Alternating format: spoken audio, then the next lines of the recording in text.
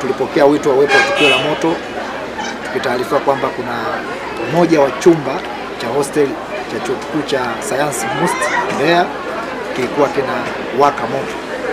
Tuliweza kufika eneo la tukio, kweli tukabaini uwepo wa tukio hilo ambalo kulikuwa kwenye hostel ambayo inaitwa block namba 8C, ambayo miongoni mwa chumba chake kimoja ambapo kwa ground floor kilikuwa kinawaka moto. Tuliudhibiti moto huo ili usiweze kuenea maeneo mengine na tukafanikiwa kufanya hivyo.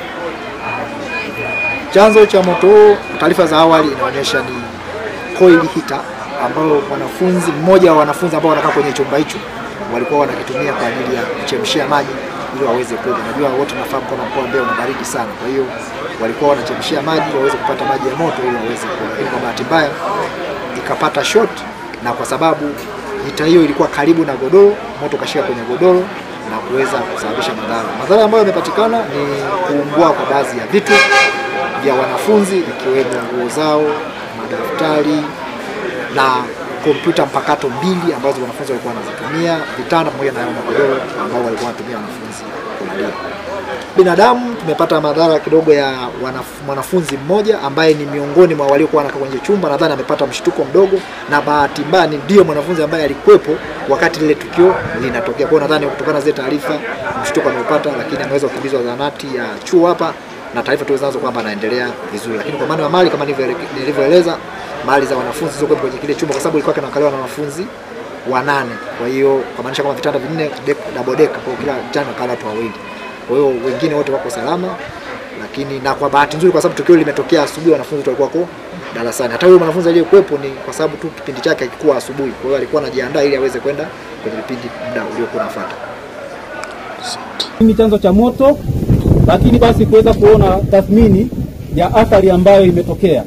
Taarifa rasmi ya management itatoka basi kueleza kwa ujumla tukio limesababishwa na nini na athari ambazo zimetokea na kadhalika.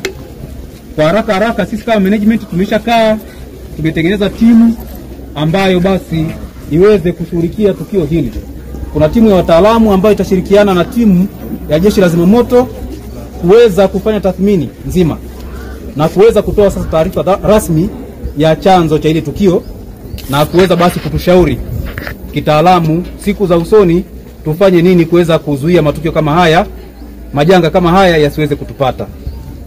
Na kwa wale basi ambao chumba kile moto ulikoanzia pamoja na kile chumba cha juu pale tumeisha wabainisha, na nafikiri mtaeleza taratibu namna gani ambavyo tutaweza kuwasaidia kwa haraka kuweza kuhakikisha kwamba basi mnaendelea na maisha yenu kama kawaida.